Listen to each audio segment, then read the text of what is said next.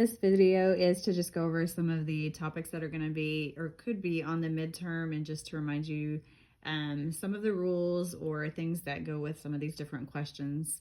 So this is for Unit 1 and 2.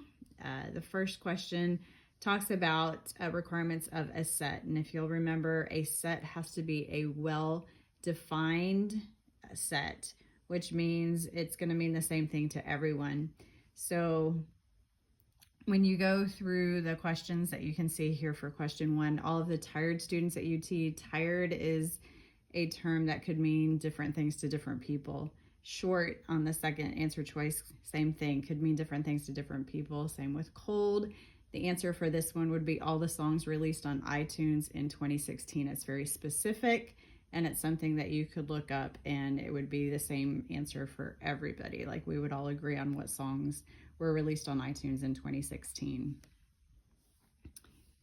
Okay, you can look up definitions for rational and your different axioms. Those are all going to be located in the text. Let's see.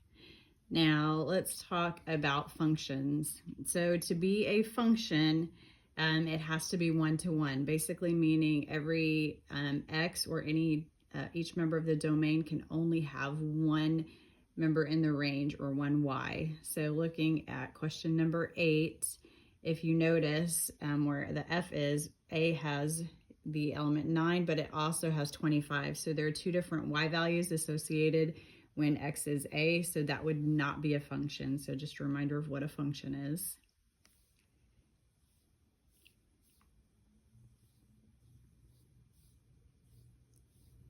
Okay, some more function ones when you're looking at it in a different way.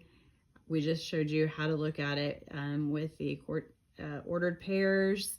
When you're looking at the table with x and y, as long as x is not repeated, if it's repeated, it means it has more than one y, so that would be fine. When you're looking at a graph, you're looking at the vertical line test, so you can see when x is 1, there's only one place where it crosses.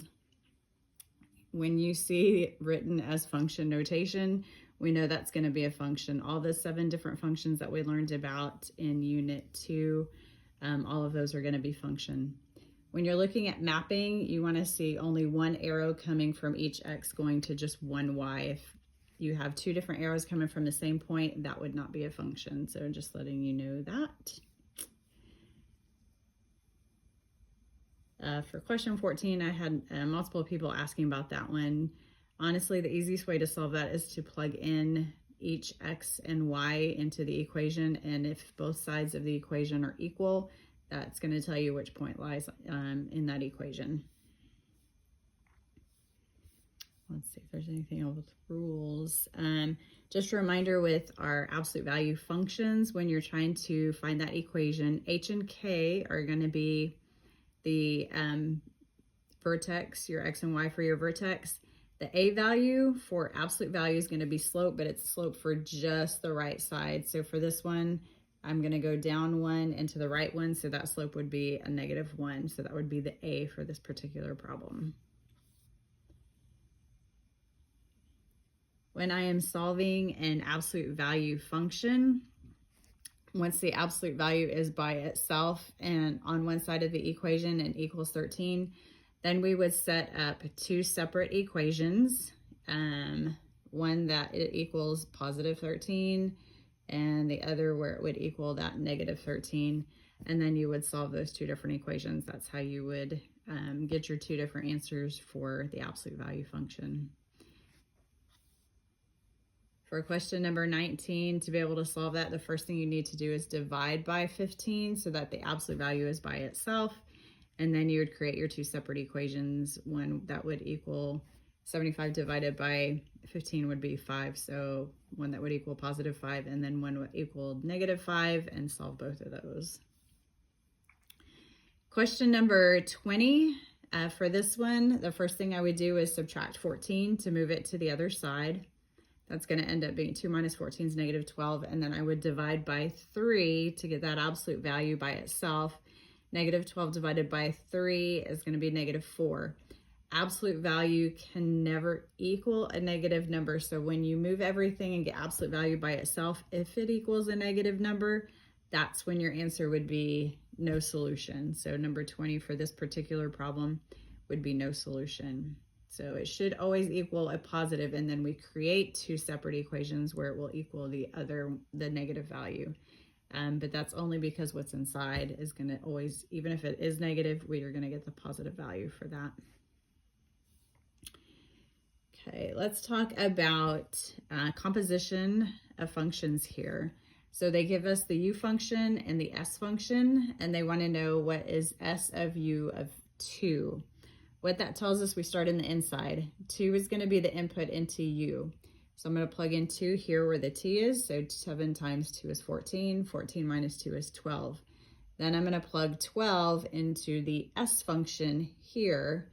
So it would be 12 squared, which would be 144. And then I would subtract that 9, which would be 135. So that's how you'll work that composition of functions. When you have a composition of functions with tables, same kind of thing. We're going to work from the inside out. So first I'm going to plug in 0 to the b function. So here's where it's 0. The b function equals -3. So then -3 is going to be the input into a. So here's -3. For a ends up equaling 4. So I'm going to plug 4 into the d function. So here's 4. I go over to d. It would equal 9. That would be my final answer for this problem.